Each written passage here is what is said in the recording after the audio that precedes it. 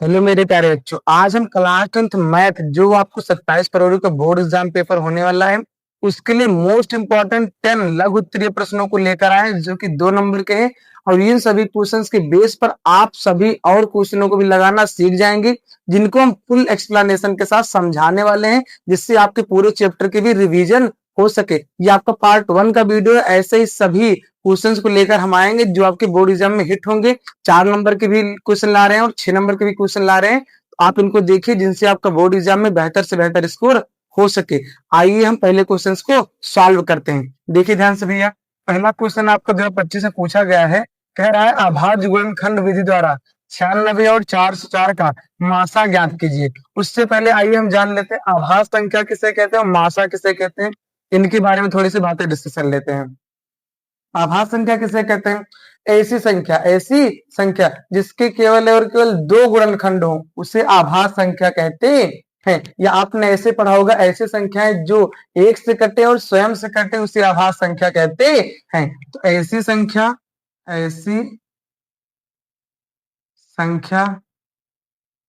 जिसके केवल 2 गुणनखंड हो उसे आभाज्य संख्या कहते हैं। जैसे कि भैया आपका दो दो किससे कटेगा? एक से कटेगा और स्वयं से कटेगा, तो इसके गुणनखंडों की संख्या कितनी हुई? दो। तो दो आपका क्या हो जाएगा? आभाज्य संख्या। तीन तीन भी आपकी क्या भी आभाज्य संख्या, एक से कटेगी और किससे कटेगी? स्वयं से कटेगी। चार को देख लेते हैं, चार एक से कटेगा, दो से कटेगा और खुद से कटेगा। तो यहाँ देख लीजिए इसके कितने गुणनखंड है? दो से अधिक। तो ये आपका सभाज्य संख्या मतलब अभाज्य संख्या नहीं है। जबकि 5 यहाँ आपको भैया एक से कटेगा और स्वयं से कटेगा, तो ये भी आपकी आभाज्य संख्या, ये भी आपकी आभाज्य संख्या और ये भी। जबकि 4 आपका आभाज्य संख्या नहीं है। तो उम्मीद करते हैं आपको आभाज्य संख्या समझ में आ गई होगी किसे कहते हैं। तो ऐसी संख्या जिसकी केवल 2 गुणनखंड हो उसे आभाज्य संख्या कहते हैं। या इसी को ऐसे बता सकते हैं, ऐसी संख्याएं जो एक से कटे और स्वयं से कटे उसे आभाज्य संख्या कहते हैं। आपके बोर्ड एग्जाम में पहला ही क्वेश्चन बैंक में पूछा गया भैया, निम्नलिखित में सबसे छोटी आभाज्य संख्या है। तो सबसे छोटी आभाज्य संख्या होती है भैया आपका दो। क्या होती है भैया? दो। सबसे छोटी आभाज्य संख्या क्या होती है? दो होती है। आइए बात कर लेते हैं पहले भैया आप हम एचसीएफ के बारे में। एचसीएफ का फुल फॉर्म क्या होता है? Highest common factor. Highest common factor जिसे आप महत्तम समापवर्तक कहते हैं। क्या कहते हैं भैया? महत्तम समापवर्तक कहते हैं। शॉर्ट में आप इसी को क्या कहते हैं? मासा कहते हैं। क्या कहते हैं? मासा कहते हैं। आप इस बात को देख लीजिए, सबसे इंपॉर्टेंट बात है, छोटी पावर कॉमन लेते हैं। जब हमें मासा ज्ञात करना होगा पहले तो अभाज्य गुणनखंड करेंगे भैया, फिर कॉमन देखेंगे। कॉमन में भी वो संख्याएं देखेंगे जिनकी पावर क्या हो भैया? छोटी हो। क्या हो भैया? छोटी हो। वही आपका क्या होगा? एचसीएफ होगा। आइए भैया अब इस सवाल को देखते हैं जिससे आपको समझ में आ जाए अच्छे से। देखिए भैया, सबसे पहले यहाँ पे लिखेंगे हल। 2 नंबर का सवाल है भैया, और इस पैटर्न पर एक सवाल जरूर जरूर आएगा। यहाँ 96 भैया और कितना है? 404। पहले भैया हम इसका क्या करेंगे? फैक्टर करेंगे। क्या करेंगे? फैक्टर करेंगे। 96 को फैक्टर करते भैया, दो से काटेंगे क्योंकि दो एक आभाज्य संख्या है। दो से काटे, दो चौके 8, यहाँ हासिल हो जाएगा 16, दो अठे 16। फिर दो से काटेंगे भैया, दो दूने 4 और यहाँ पे दो चौके 8। फिर दो से काटेंगे भैया, 12 दूना 24, 12 आ जाएगा। फिर दो से काटेंगे कितना? 6। दो से काटेंगे कितना आ जाएगा आपको भैया? 3। फिर 3 से काटेंगे 1 आ जाएगा। अब देखिए भैया यहाँ पे दो कितनी बार है? 5 बार है। तो दो के पावर हम कितना लिख सकते हैं? 5। दो के पावर कितना लिख देंगे भैया? 5 गुणे में। 3 कितनी बार है? 1, तो 1 बार लिख देंगे। वैसे ही भैया हम 404 का फैक्टर करेंगे। किसका करेंगे भैया? 404 का। तो ये दो से काटेंगे भैया, दो दूनी 4 0, फिर दो दूनी 4, फिर दो से काटेंगे भैया, कितना आ जाएगा? 101। कितना आ जाएगा? 101। 101 भैया आपकी आभाज्य संख्या है, तो ये स्वयं से कटेगी, 1 हो जाएगा। अब यहाँ दो को हम कितनी बार लिख सकते हैं? 2 के पावर 2, 2 के पावर 2 गुणे 101, 101। अब हमें क्या करना है भैया? एचसीएफ लेना है। क्या करना है? एचसीएफ। तो पहले कॉमन देखेंगे। क्या करेंगे भैया? कॉमन देखेंगे। तो यहाँ देखिए दो यहाँ पर भी है और दो यहाँ पर भी है। अब हमें किसको देखना है भैया? पावर को। किसको देखना है? पावर को। तो यहाँ छोटी पावर कॉमन ले, बड़ी पावर कॉमन ले, तो हमें कौन सी पावर कॉमन लेनी है? छोटी पावर। तो यहाँ लिखेंगे अतः एचसीएफ कितने का भैया? 96 और 404 का। ये हो जाएगा 2 के पावर 2, 2 के पावर 2, और 2 का वर्ग कितना होता है भैया आपका? 4। यही आपका क्या हो जाएगा? Right answer. उम्मीद करते हुए ये सवाल आपको अच्छे तरीके से समझ में आ गया होगा। हमने सबसे पहले भैया आपको आभास संख्या बताया, फिर एक मोस्ट इंपॉर्टेंट नोट बताया पहले भैया, फिर एचसीएफ से संबंधित कुछ बातें बताई, फिर हमने इस सवाल को करा दिया। अब आपके इस पैटर्न पर सवाल आएगा तो उम्मीद करते हैं आप इसको अच्छे से लगा पाएंगे। आप इतना देख लीजिए, आइए हम दूसरे क्वेश्चन को यहाँ पे उतार के देखते हैं। आइए प्यारे दोस्तों, आपका दूसरा नंबर भी सवाल देख लेते हैं। ये सवाल भी आपके बोर्ड एग्जाम में 2025 से पूछा गया है, इस पैटर्न पर भी सवाल आते हैं। देखिए भैया ध्यान से कह रहा है, आभाज्य गुणनखंड विधि द्वारा 120 और 315 का लासा ज्ञात कीजिए। और 2025 में पूछा गया भैया, तो आइए लासा से संबंधित कुछ बातें जान लेते हैं। लासा जिसे हम एलसीएम कहते हैं, क्या कहते हैं भैया? एलसीएम। इसका फुल फॉर्म होता है least common multiple, least common multiple, Hindi में कहते हैं लघुत्तम समापवर्तक या लासा। अब इसमें सबसे बड़ी बात ये भी ये जाननी चाहिए, जब हम मात्रा निकालेंगे तो कॉमन लेते समय बड़ी पावर को लेना है और बची हुई संख्याओं को भी लेकर के गुणा कर देना, वही आपका क्या कहलाएगा? एलसीएम। क्या कहलाएगा भैया? एलसीएम। जबकि एचसीएफ में हम केवल छोटी पावर को कॉमन लेते थे, वही हमारा क्या हो जाता था? आंसर। आइए भैया इसको सॉल्व करते हैं। सबसे पहले लिखेंगे यहाँ पे हल, 120 और यहाँ पे 315, 120 और 315 का हम क्या करेंगे? फैक्टर करेंगे। क्या करेंगे भैया? फैक्टर करते हैं। देख लीजिए ध्यान से, 120 आभास संख्या करना मतलब 2 से काटेंगे, 2 से काटेंगे आपका 60 आ जाएगा, फिर यहाँ काटेंगे 30 आ जाएगा, फिर 2 से काटेंगे हमें 15 आ जाएगा, फिर अभी 3 से कट रहा है 5 आ जाएगा, फिर 5 से कटेगा 1 आ जाएगा। वैसे ही भैया हम 315 काटेंगे यहाँ पे। यहाँ पे देख लीजिए भैया, ये आपका 5 से कट रहा है। किससे कट रहा है? 5 से भी कट रहा है और ये 3 से भी कट रहा है, तो हम 3 से काट देते हैं इसको भैया। यहाँ 3 लिख के क्या हो जाएगा? 3, और 3 पच्चे क्या हो जाएगा? 15, बीच में 0 बढ़ जाएगा भैया। यहाँ 3 से काटेंगे 3 त्रिक का 9, यहाँ हासिल हो जाएगा 15, 3 पच्चे 15। फिर यहाँ 5 से कट रहा भैया, 5 सत्ते 35, 7 तक के 7। अब देखिए भैया यहाँ पे हम 2 को कितनी बार लिख सकते हैं? 3 बार, तो हम इसको लिख देंगे 2 के पावर 3 गुणे में 3 गुणे में 5। वैसे ही यहाँ भी ये देखिए 3 को कितनी बार लिख सकते हैं? 2 बार, तो ये हो जाएगा 3 की पावर 2 गुणे 5 गुणे 7, गुणे में क्या हो जाएगा भैया? आपका 7 हो जाएगा। अब हमें क्या निकालना भैया? एलसीएम। अतः एलसीएम जो हो जाएगा भैया आपका यहाँ पे, एलसीएम कितने कितने का भैया? 120 और 315, ये हो जाएगा प्यारे भैया आपका। अब यहाँ कॉमन देखिए, यहाँ पे 3 कॉमन है, 3 कॉमन है भैया, और 5 क्या है आपका? कॉमन है। तो यहाँ कॉमन है, 3 की पावर 2 है, यहाँ 3 की पावर कितना? 1, तो बड़ी पावर लेंगे भैया कॉमन वाले में। और यहाँ पे 5 तो एक ही भैया, 5 लिख लेंगे। अब जो संख्याएं छूट रही है, जैसे यहाँ 2 की पावर 3 छूट रहा है और 7 छूट रहा है, इनको भी लिख के क्या कर देंगे? गुणा कर देंगे भैया, हमारा आ जाएगा आंसर। 2 की पावर 3 का 3 की पावर 2 का मतलब होता है भैया 9, 3 का वर्ग 9 हो जाएगा। यहाँ 5 गुणे 2 की पावर यहाँ पे भैया कितना है? 3, कितना है? 2 की पावर 3। 2 का भैया जो घन होता है कितना होता है? 8, कितना होता है? 8 गुणे में 7। आइए इसको गुणा करते हैं भैया, 8 पंचे कितना हो जाएगा? 40, और 9 सत्ते भैया कितना हो जाएगा आपका? 63।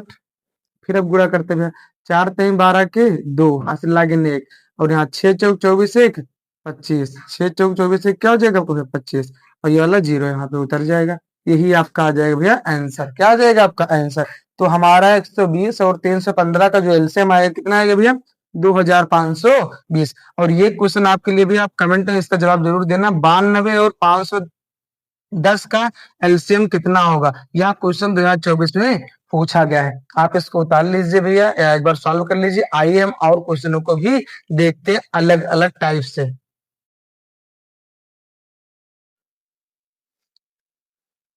आइए प्यारे दोस्तों, आपका तीसरा नंबर सवाल देख लेते हैं। इस पैटर्न पर भी आपके बोर्ड एग्जाम में सवाल आता है, देखिए ध्यान से भैया। कैसे दिया रहेगा? जैसे कि दिया गया है कि मासा पहली संख्या और दूसरी संख्या का 9 हो, तो पहली संख्या और दूसरी संख्या का ही लासा ज्ञात कीजिए। और यह सवाल 2024 में पूछा गया है भैया। इस पर बहुविकल्पीय क्वेश्चन भी बहुत सारे आते हैं भैया।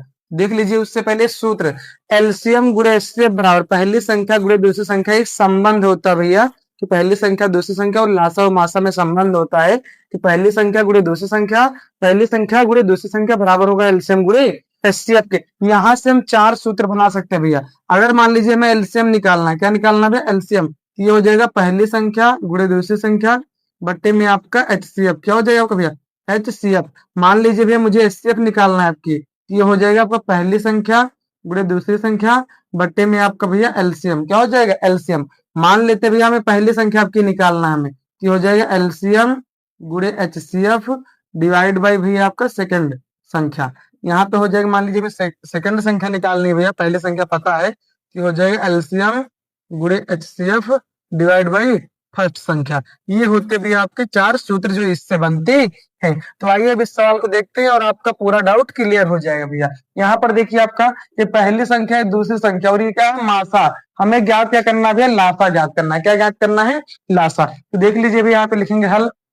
हमें दिया क्या क्या गया है भैया, दिया है हमें यहाँ पे भैया पहली संख्या कितना पता है हमें, 99।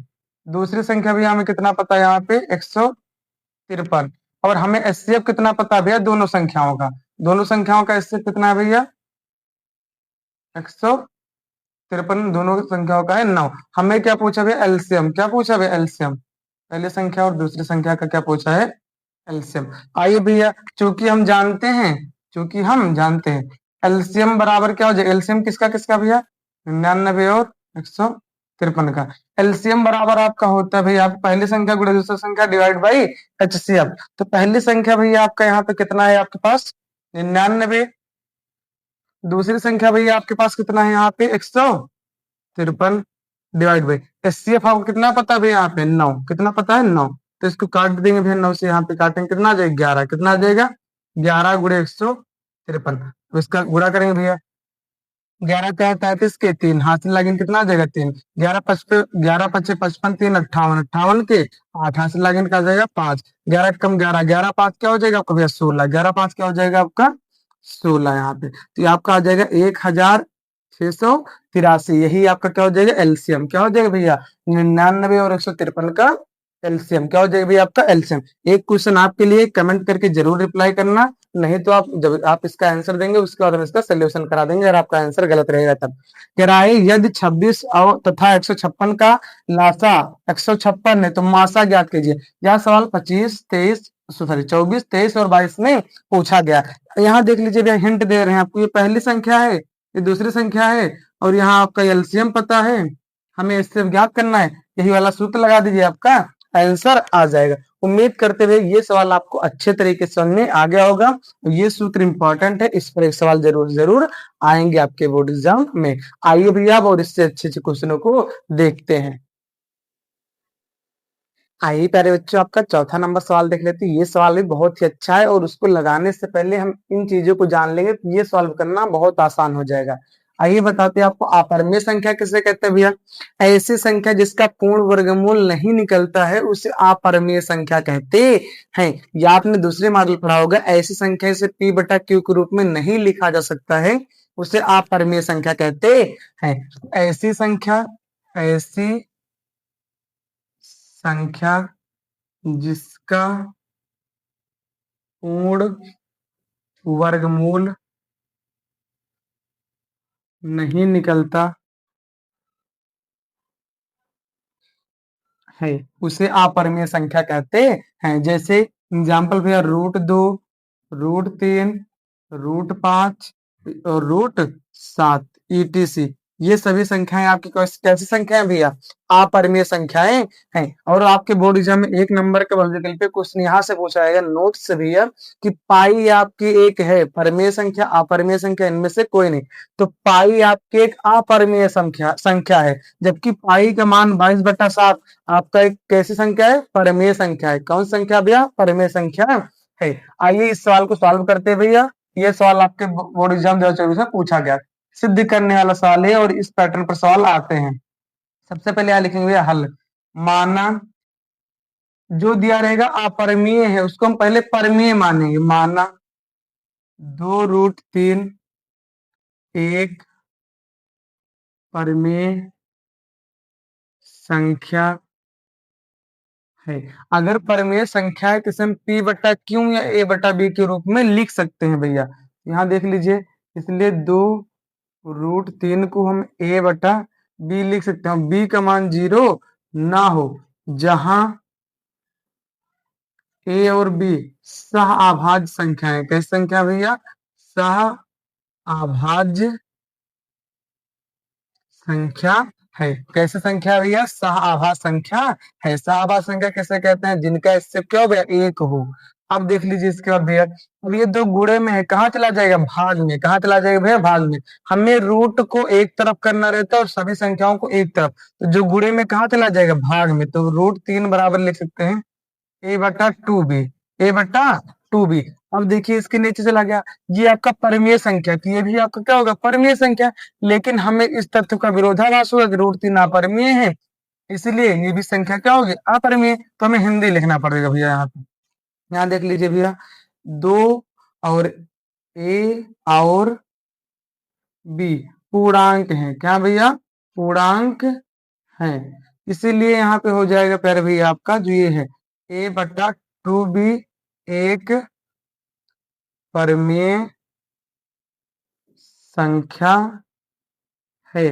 तब बराबर का चिन्ह लगाए तो ये भी क्या होगा भैया, परमेय संख्या। तब रूट 3 भी एक परमेय संख्या है। ये परमेय संख्या, लेकिन कहाँ भैया, कहाँ, रूट 3 तो आपकी अपरमेय है ना, परंतु यहाँ विरोधाभास होता है, कि रूट 3 एक अपरमेय संख्या है। इसलिए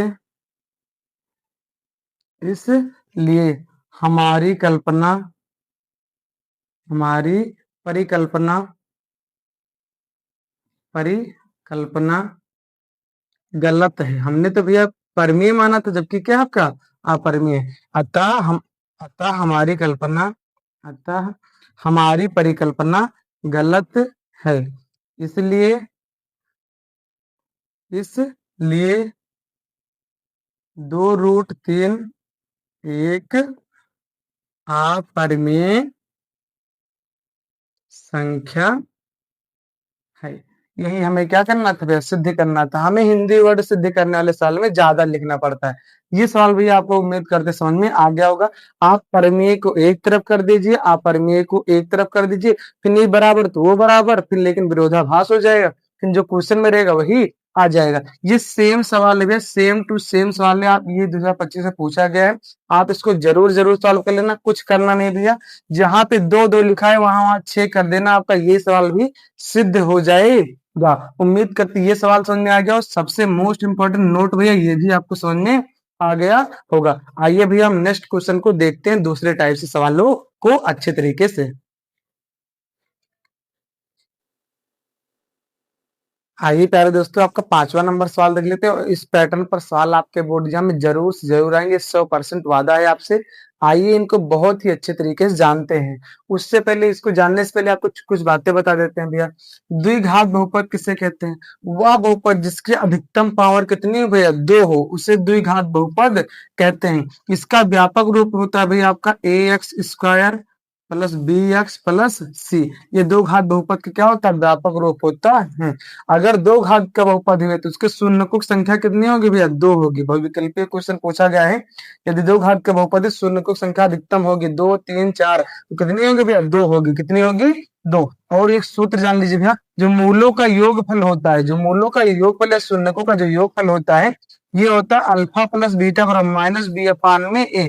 बी होता है भैया यहाँ पे एक्स का गुणांक, ए होता है भैया x² का गुणांक, और शून्यकों का जो गुणनफल होता है अल्फा इंटू बीटा बराबर सी अपान में ए। सी होता है आपका अचर पद, ए होता है भैया आपका x² का गुणांक। आइए इस सवाल को लगाते हैं भैया। क्वेश्चन कह रहा है द्विघात बहुपद x² प्लस 7x प्लस 10 के शून्य ज्ञात कीजिए और शून्यांकों तथा गुणांकों के बीच संबंध की सत्यता की जांच कीजिए। भैया देखिए ध्यान से, बहुत आसान है। सबसे पहले लिखेंगे हल। हमें दिया गया बहुपद भैया px बराबर, जो बहुपद है हमारा x² प्लस 7x प्लस 10, और जब कभी भी आपको शून्य ज्ञात करना भैया, तो इतने मान के हम क्या करते हैं, बहुपद के बराबर 0 कर देंगे। क्या कर देंगे भैया, 0 कर देंगे। शून्य के लिए, शून्य के लिए px का जो मान होगा भैया 0 हो जाएगा। कितना हो जाएगा, 0। तो यहाँ लिख देंगे हम x² +7x+10 is equal to 0, इसके बराबर 0 लिखने पे यहाँ पर हमारा आ जाएगा। अब इसका हम क्या करेंगे, गुणनखंड करेंगे। क्या करेंगे, गुणनखंड। आप इसको सीधे धारा 4 से भी लगा सकते हैं और पूर्ण वर्ग विधि से भी लगा सकते हैं, लेकिन अब तो पूर्ण वर्ग विधि कट चुका है, आप गुणनखंड विधि से भी इसको लगा सकते हैं। तो आइए इसका फैक्टर करते हुए x² प्लस, गुणा करने पर भैया 10 आना चाहिए और जोड़ने पर कितना आना चाहिए, 7। तो 5 + 2 हो जाएगा 7, और 5 दूना क्या हो जाएगा भैया, 10। तो हम यहाँ लिख देंगे 5 + 2, x प्लस में 10 इज इक्वल टू 0। ये हो जाएगा आपको भैया x² प्लस में 5x plus 2x plus 10 is equal to 0। अब यहाँ दोनों में क्या करेंगे भैया, कॉमन लेंगे। यहाँ पर आपका x कॉमन है भैया, तो ये हो जाएगा x प्लस 5। यहाँ पर आपका भैया 2 का पहाड़ा कॉमन है, तो यहाँ हो जाएगा x plus 5 is equal to 0। अब जो सेम सेम है उसको एक बार लिखेंगे, x प्लस 5 और दूसरा हो जाएगा x प्लस 2 बराबर 0। अब 0 से तुलना करेंगे भैया, तो x प्लस 5 बराबर 0 एक बार हो जाएगा, और x प्लस 2 बराबर क्या हो जाएगा, 0। तो यहाँ x बराबर आ जाएगा आपको -5, और यहाँ पर आ जाएगा x बराबर -2। कितना आ जाएगा भैया, 2। जो शून्य का आ जाएंगे आपको भैया -5 का 2। जो शून्य के होंगे भैया, तो बहुपद के शून्य, द्विघात बहुपद के शून्य जो हो जाएंगे भैया आपका x बराबर -5, -2, -5, -2। ये पहला अल्फा का मान होता है, दूसरा बीटा का मान होता है। आइए भैया आप क्या याद करते हैं, इनके बीच संबंध, सत्यता की जांच, सत्यता की जांच कर लेते हैं भैया। सत्यता की जांच करने के लिए भैया देखिए ध्यान से क्या करेंगे, सबसे पहले लिखेंगे शून्यकों का योगफल। शून्यकों का योगफल, शून्यकों का योगफल कहने का मतलब है इनको नॉर्मली जोड़िए तब आंसर कितना आएगा, और सूत्र के अकॉर्डिंग कितना आंसर आएगा। अगर नॉर्मली जोड़ने पर और सूत्र के अकॉर्डिंग जोड़ने पर आंसर सही आ रहा है तो हमारा सत्यता की जांच सही है, अदरवाइज रॉन्ग है। तो इनको जोड़ेंगे भैया, -5 और -2, आपका आ जाएगा -7। कितना आ जाएगा, -7। और ये भैया हम चेक करें अगर इस सूत्र के अकॉर्डिंग, तो ये होता है -b/a, -b/a, -b/a, -7 हो जाएगा अपान में 1, तो आपका -7 ही तो आएगा भैया। मतलब ये वैल्यू और ये वैल्यू भैया सूत्र के अकॉर्डिंग क्या है, बराबर है। ऐसे ही भैया हम लिखेंगे यहाँ पे शून्यकों का गुणनफल। क्या लिखेंगे भैया, शून्यकों का गुणनफल, मतलब कि हमें इनको नॉर्मली गुणा करना है। नॉर्मली गुणा करेंगे मतलब -5 गुणे -2 कितना आ जाएगा, 10। कितना आ जाएगा, 10।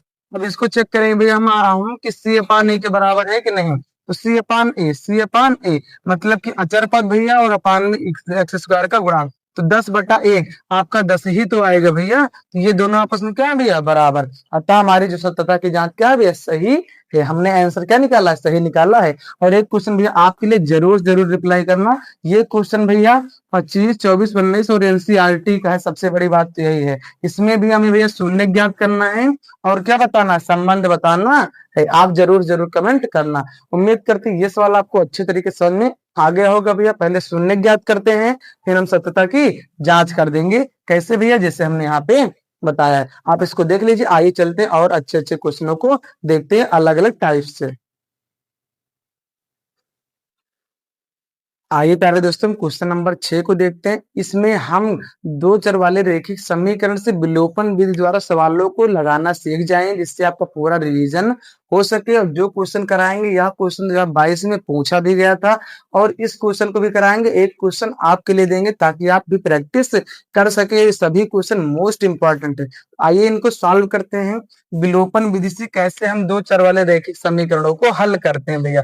विलोपन का मतलब होता है भैया गायब करना। क्या होता है भैया, गायब करना। इतना ध्यान रखिए भैया बस। इसमें हमें किसी न किसी एक पद का मान पहले निकाल के गायब करना पड़ता है, फिर उसी का समीकरण 2 में रखना पड़ेगा, तो आपका आंसर आ जाएगा। ऐसे नहीं, आइए करके दिखाते हैं भैया। ये समीकरण नंबर आपका 1 है, समीकरण नंबर क्या भैया 2। यहाँ पे भैया ऐसे पाई पारना है। समीकरण 1 और 2 को क्या करेंगे बच्चे, हल करेंगे। क्या करेंगे भैया, हल करेंगे। यहाँ पर देखिए इसके गुणांक 1 है, इसके भी गुणांक क्या भैया 1 है। गुणांक बराबर है, चिन्ह भी विपरीत है, तो लिखेंगे जोड़ने पर चिन्हों में कोई परिवर्तन नहीं होता, जबकि घटाने पर चिन्हों में परिवर्तन होता है। तो यहाँ लिखेंगे जोड़ने पर, जोड़ने पर ये दोनों आपका क्या हो जाएगा, कैंसिल हो जाएगा क्योंकि प्लस एक और माइनस एक कैंसिल हो जाएगा। और यहाँ दो और दो कितना हो जाएगा, वो 4y। इधर भी जोड़ेंगे भैया कितना हो जाएगा 20। इधर जो गुणे में कहाँ चला जाएगा भैया, भाग में, कहाँ चला जाएगा आपका, भाग में, तो हो जाएगा यहाँ पे 4 पंचे 20। y का मान हमारा आ जाएगा भैया 5। कितना आ जाएगा 5। अब y का मान चाहे समीकरण 1 में रख दीजिए चाहे 2 में, हमारा आ जाएगा भैया x का मान। यहाँ देखिए y का मान समीकरण हम यहाँ लिखते भैया 1 में रखने पर, 1 में रखने पर समीकरण 1 क्या है, x plus 2y is equal to भैया 19। यहाँ देखिए जहां x है, x रहने देंगे 2 गुणे, y के स्थान पे हम क्या लिखते 5 बराबर में 19। तो जो x 2 पंचे 10 बराबर 19। जो प्लस में भैया उधर जाएगा क्या हो जाएगा आपका माइनस, क्या हो जाएगा माइनस। अतः x बराबर हमारा कितना आ जाएगा भैया यहाँ पे 9। कितना आ जाएगा 9। तो हमारा x का मान आ जाएगा 9 और y का मान कितना आ जाएगा भैया हमारा 5। कितना आ जाएगा 5। उम्मीद करते हैं ये सवाल आपको समझ में आ गया होगा भैया। आइए इस सवाल को भी बता देते हैं भैया। यहाँ देखिए समीकरण 1 और समीकरण हमें 2 दिया गया है भैया। हम देखिए भैया यहाँ पर इसके गुणांक 1 है, इसके भी गुणांक 1 है, यहाँ इसका भी गुणांक 1 है, इसका भी 1 है। यहाँ चिन्ह विपरीत है भैया तो तुरंत लिखेंगे, जोड़ने पर काट डालेंगे मतलब कट जाएगा। यहाँ पर लिखेंगे जोड़ने पर, जोड़ने पर यहाँ पर देखिए प्लस वाई और माइनस वाई क्या हो जाएगा कैंसिल। एक्स और एक्स आपका क्या हो जाएगा 2x, क्या हो जाएगा 2x। 2 और 2 कितना हो जाएगा 4। कितना हो जाएगा 4। अब जो गुणे में कहाँ चला जाएगा भैया, भाग में, कहाँ चला जाएगा भाग में, तो हो जाएगा 4/2। 2 दूनी 4, x का मान कितना आ जाएगा 2। अब इस x का मान भैया चाहे समीकरण 1 में रख दीजिए चाहे 2 में रख दीजिए भैया।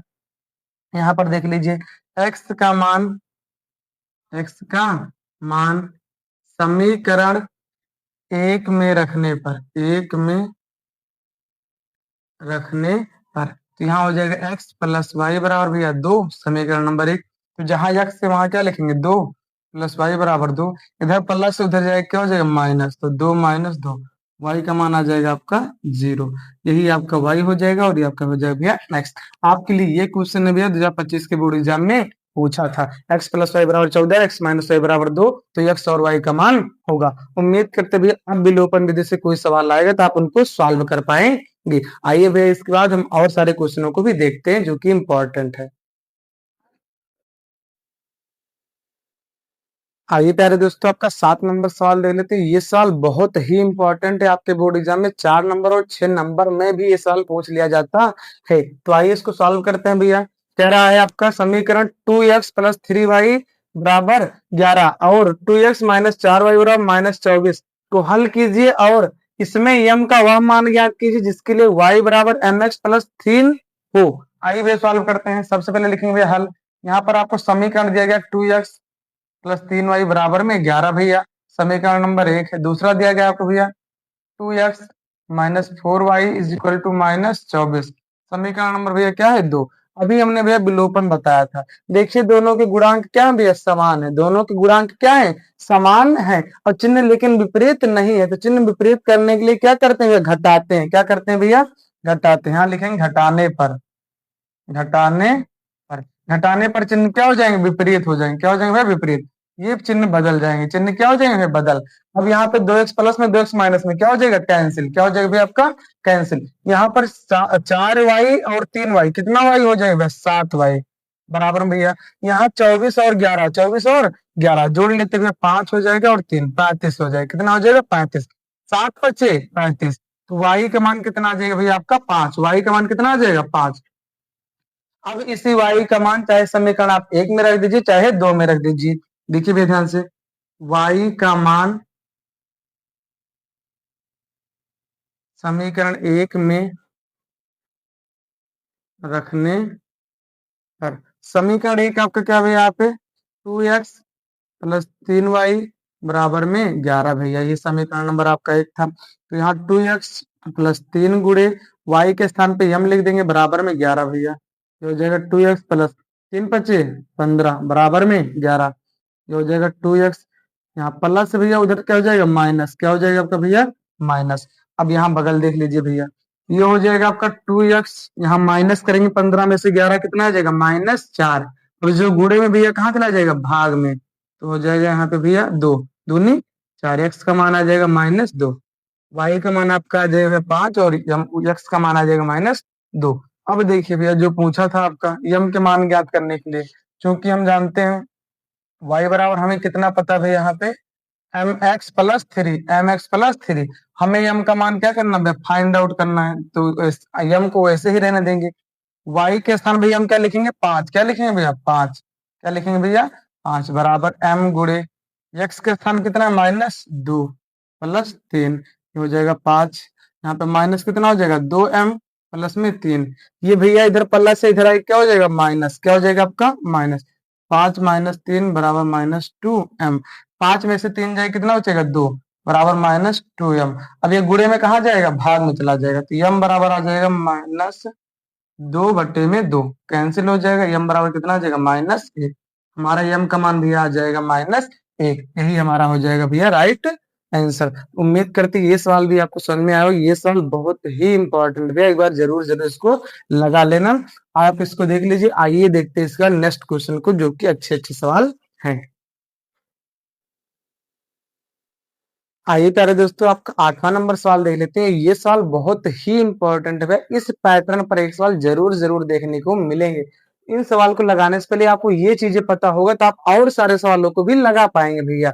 देखिए ध्यान से, हमने पढ़ा दो चर वाले रैखिक समीकरणों का जो व्यापक रूप होता है भैया आपका यहाँ पे पहला होता है आपका भैया a1x + b1y प्लस c1 बराबर क्या होता है भैया, 0। क्या होता है भैया आपका, 0। दूसरा भी होता है आपका भैया a2x + b2y प्लस c2 बराबर में 0। अगर भैया इनके अनुपातों की हम तुलना करें, a1/a2 बराबर ना हो b1/b2 बराबर ना हो c1/c2, तो जो आलेखीय निरूपण होगा भैया प्रतिच्छेदी रेखाएं होंगी। कैसी रेखाएं होंगी भैया, प्रतिच्छेदी। और बीज गणितीय जो व्याख्या होगा इनके हलों की अगर बात की जाए भैया, तो अद्वितीय हल होगा, या इसी को हम केवल एक हल कह सकते हैं भैया। और इनकी संगतता की बात की जाए भैया, तो क्या हो जाएगा, संगत हो जाएगा। क्या हो जाएगा भैया, संगत। वैसे ही भैया a1/a2 बराबर है b1/b2 बराबर है c1/c2 के, तो रेखाएं होंगी आपकी समांतर और हल होगा भैया अनंत। क्या होगा, अनंत। और संगतता की बात की जाए भैया तो क्या होगा, संगत होगा। क्या होगा भैया, संगत। वैसे ही भैया अगर a1/a2 बराबर है b1/b2 बराबर c1/c2 के, तो रेखाएं होंगी समांतर और इनका हल होगा भैया कोई नहीं। और अगर संगतता की बात की जाए भैया क्या हो जाएगी आपकी, असंगत। क्या हो जाएगी भैया, असंगत। आइए अब इस सवाल को लगाते हैं। सबसे पहले भैया लिखेंगे यहाँ पे हल। क्या लिखेंगे भैया, हल। हमें समीकरण दिया गया है भैया आपका 3x - y बराबर 2। ये पहला समीकरण है भैया। दूसरा था आपका यहाँ पे 9x, फिर 9x का दिया 9x - 3y बराबर में 6। बराबर में भैया क्या है, 6। तो हमें व्यापक के रूप में लाने के लिए सबको हमें एक तरफ करना पड़ेगा, 0 को एक तरफ करना पड़ेगा भैया। तो हम इसको लिख सकते हैं यहाँ पे 3x - y - 2 बराबर 0। ये समीकरण नंबर 1 हो जाएगा। दूसरा 3x - 3y - 6 बराबर में 0, -6 बराबर में 0। अब इसकी भैया इससे क्या करेंगे, तुलना करेंगे। क्या करेंगे भैया, तुलना करेंगे। यहाँ a1x + b1y + c1 बराबर 0 और a2x + b2y + c2 बराबर 0 से तुलना करने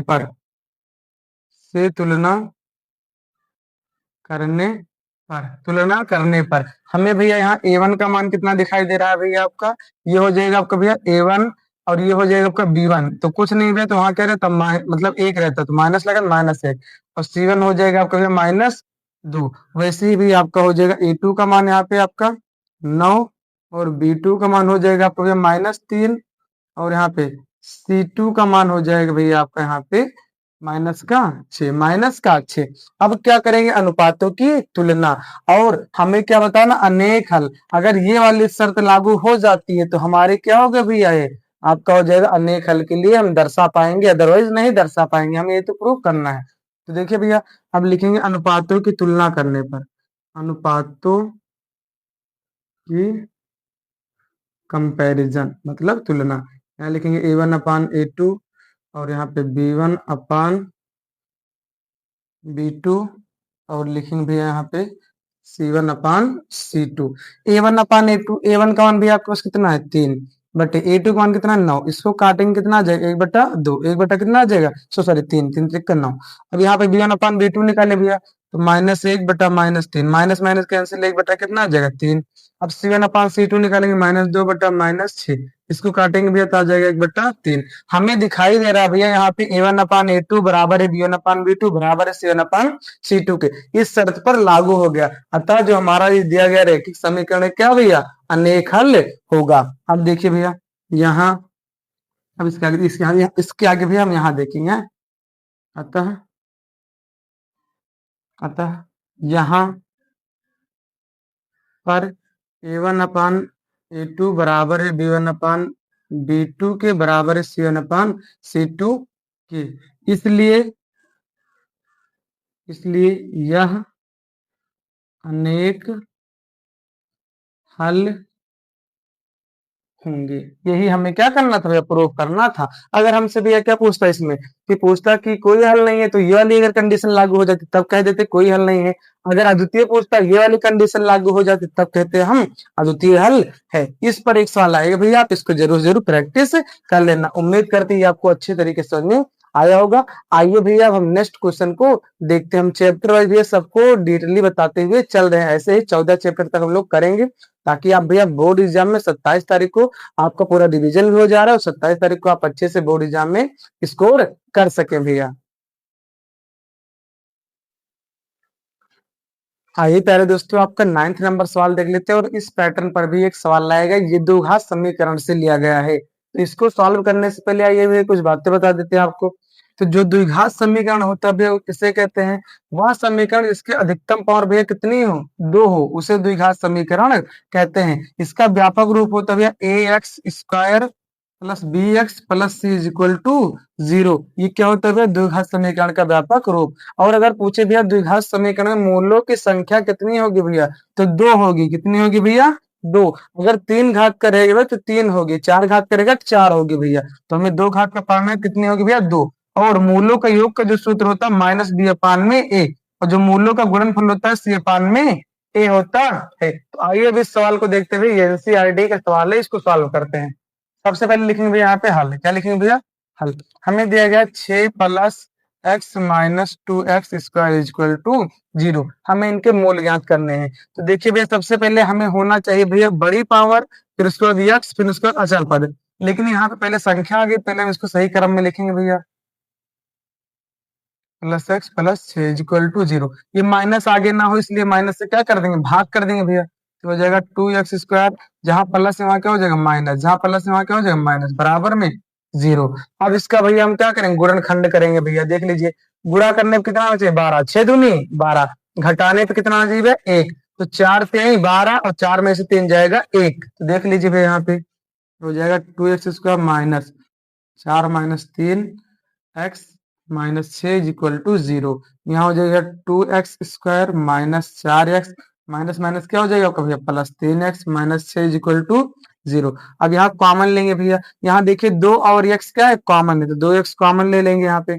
यहाँ x² बचा, x² में से 1x चला गया, 1x बचा है माइनस। यहाँ पे 2 दूनी 4, 2 बचा था भैया, प्लस में यहाँ 3 कॉमन है, 3 कॉमन लेंगे, x माइनस कितना हो जाएगा 2 इज इक्वल टू 0। जो ब्रेकेट सेम सेम है उसको एक बार लिख लेंगे भैया, और यहाँ पर एक ब्रेकर में लिख लेंगे इज इक्वल टू 0। अब दोनों की 0 से क्या करेंगे, कंपैरिजन कर देंगे, तुलना कर देंगे, बराबर में 0।